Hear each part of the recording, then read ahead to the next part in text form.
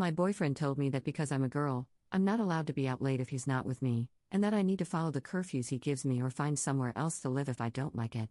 Posted by you/Stomatella. My boyfriend, 25M, and I, 23F, have been together for over 5 years and have lived together for 1.5 years now.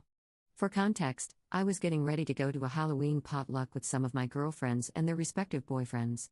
While I was getting ready, my boyfriend began discussing the idea of a curfew with me, explaining that no woman should be out late because nothing good happens late into the night, and that I shouldn't be out until 3 a.m. I explained that I didn't want to be out that long, but the idea of him putting a curfew on me made me uncomfortable. He told me that unless he is physically there with me, I, a female, shouldn't be out of the house late and at a party. I told him there's no need for him to be this controlling with me and that I was confused, since he had never done anything like this before. I go to social events pretty regularly, but rarely go to parties like this, maybe once every 3 months. He was also invited twice to come to this party with me and declined. I asked my boyfriend why he was saying all this, and he said, "I have standards. These are my standards. If you don't like them, you don't have to live with me anymore. I'm not budging on this." He then explained, "Now I expect you home at 1 a.m. because you're pissing me off, but I should be saying 11 p.m. This freaked me out. I packed a bag, left for my parents' house, and haven't been back since. I don't know what to do from here. I want to emphasize he's never done anything like this before, which really threw me off and is why I'm asking for advice on an internet forum. I left the house crying and upset, and my boyfriend hasn't reached out in over 72 hours to check in or initiate a chat. Ideally, I would like the conversation to be started by him, but I'm convinced my boyfriend has no shame for his actions and believes I am the one in the wrong. Please let me know what you, an unbiased random internet stranger, think about this situation. I love the relationship my boyfriend and I have built together, but this seems like a huge red flag to me. Top/relevant comments. Commenter. It kind of sounds like he instigated this in order to cause a breakup. So after 5 years dating and 1.5 years living together, he announces a new standard to force you to move out of his place? I assume this was his place and you moved in with him? Weird, and pretty rotten of him. I'm awfully sorry this is happening to you, but sounds like he dreamed this up to give you the boot. Ops response. Yes, his parents own the place, but we both pay rent on it. Just not an official lease or anything. It genuinely didn't feel like he was trying to give me the boot, but more like he wasn't going to relent on this new standard of his, and that our place of living is something in his control, which is what he wanted in this situation. Commenter 2. I think he's got another girlfriend, and he's trying to make you break up with him so she can move in. Who is he hanging out with when he refuses to join you at a party? If he's not cheating, he's trying to break up so he doesn't have to get all those pesky "when are you going to marry her" questions. But do leave this relationship. He's a dude. Ops response. He's definitely not cheating. 100% certainty. He's more introverted, where parties and dressing up aren't his thing. Which is totally fine with me, but it feels like he wants me to be more like that when I'm not. Commenter 3. I'm going to deviate from the pattern here and ask, what sorts of media does he enjoy? Has he recently started listening to new podcasts or watching new creators on YouTube? To me, this sounds an awful lot like a recently radicalized tater tot or passport bro type guy. Ops response. Honestly, I have no idea. I think this is a great question to ask though and could contribute to why his actions are suddenly changing. Op responds to a downvoted comment about the possibility of her boyfriend's anxiety. I totally agree with the anxiety thing. With what you were saying, this is why I would love to have a conversation with him, but I'm feeling like I'm in purgatory waiting for him to reach out. When we were talking during this conversation, I kept reassuring him that I would communicate where I was and when I would be coming home, but that I didn't have a set time for when that would be yet. I also said that sometimes people are out late and that I wouldn't leave because my boyfriend told me it's time I come home, and will be upset if I'm out past the time he said I have to be home. It makes sense to me if he didn't get sleep until he knew I was safe or something and communicated that, but that wasn't the message he was conveying to me here. Downvoted commenter. To be honest, I think that once you move in with someone in a relationship, it should be respected in both ways. I mean, it isn't a big deal. I think y'all should talk and let him know what your standards are too. In a way, he probably doesn't want to be worried and whatnot. Does he go out and come back late? Ops response. I feel like my standards are that I give him nothing but 100% loyalty, so when I want to go out with my girlfriends, he should have 100% trust in what I do. I'm also not gatekeeping any information about the outings from him, like, he knows who I'm with, where I'm going, and I tell him when I'm heading home if he wants this info. I mentioned this to him, and he just kept reiterating that my standards aren't that crazy. You shouldn't be out till, say, 3 a.m. We just kept going back and forth because I said from here, I don't want / plan to be out till 3 a.m., but the fact that you're telling me when I should be home, etc., is upsetting me because you should trust me. And then it just became a circular argument. As defensive as he was, I was too. So the convo wasn't really going anywhere. Update 8 months 1 week later. I never expected my original post would receive so much attention. All of the events listed below occurred 8 months ago, or on the time of the OG post. I condensed some of the details for the sake of brevity. This update is not easy for me to write, but I am moving out of state next week and want to put this out to finally lay this chapter of my life to rest. The argument from the post occurred on a Saturday late afternoon. I posted to Reddit a few days later after I hadn't heard from 25M. By Wednesday, I placed an order for a small U-Haul truck to move out the following Saturday, the soonest time my family could help, but I still hadn't heard from him. My family thought it best not to tell 25M that I was coming to pick up my belongings until the day of, because we were afraid he would destroy my things. 25M is an extreme minimalist, so all the furniture, decor, tools, etc., came 100% out of my pocket. At that point, I had thousands of dollars worth of belongings in there, and even more invaluable mementos. Anyway, Saturday comes around. Still hadn't heard anything on his end. I texted 25M that morning, telling him my parents were coming to remove my belongings and to please be out of the house while they did so. He texted me back, "No, stop telling me what to do." At this point, he knows they're coming and exactly when. For my safety, I stayed home. When my parents got there, my mother knocked on the door, no answer. Doorbell, no answer. I texted her to go into the garage and see if 25M's vehicle was there. The garage opened, and he had thrown my belongings into the garage.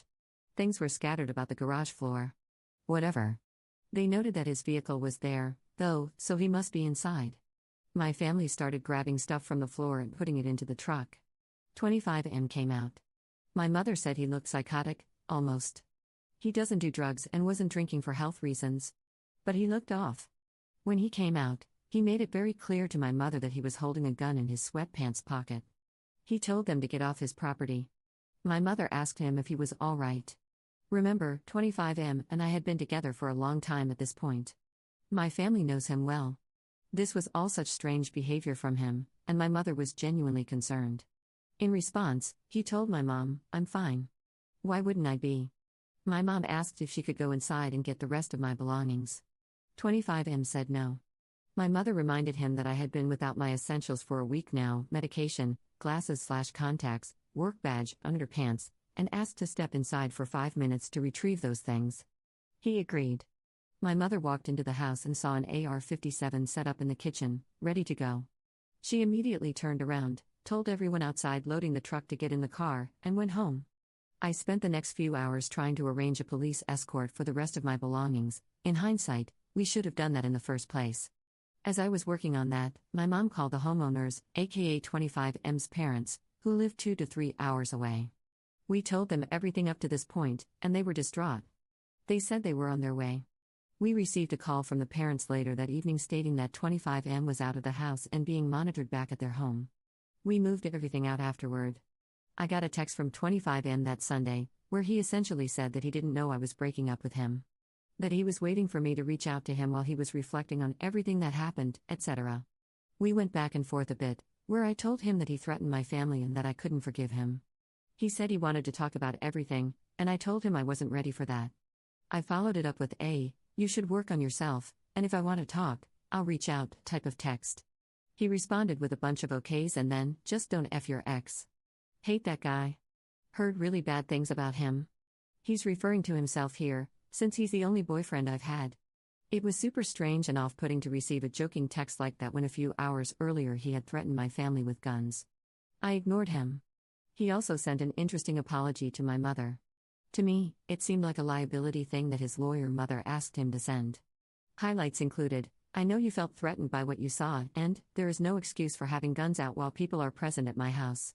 Seeing a gun, concealed or otherwise, in that sort of situation is enough to shock someone, especially those unfamiliar with these weapons, and my parents agree and have asked me to give my guns up until I am more responsible and careful." He texted me again the next day, saying, "I know I've acted nonchalant about things, and it's not a good habit. I can't continue to live in limbo. I hope you will come over and talk to me in person. False hope is not doing me any good. I need to move on with my life. I responded, I do not want to give you false hope, but I'm not in a place of forgiveness. I think it's time that we continue to move on with our separate lives. That's when he responded, listen, come talk to me. I feel awful that I used your own love for me as a lever against you. I hate the person who did that to you, and every day I try to bury that part of me. Lots to digest there. We exchanged a few more texts, and I, naively, agreed to have a conversation in person. I would not have it at the house. It would be during the day. And it would be in public. I now understand that I should never have entertained this idea in the first place. I was emotional and confused at that time.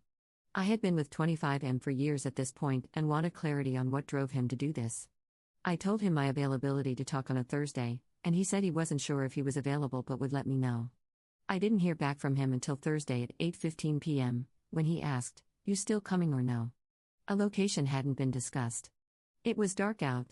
I suggested we meet the following morning.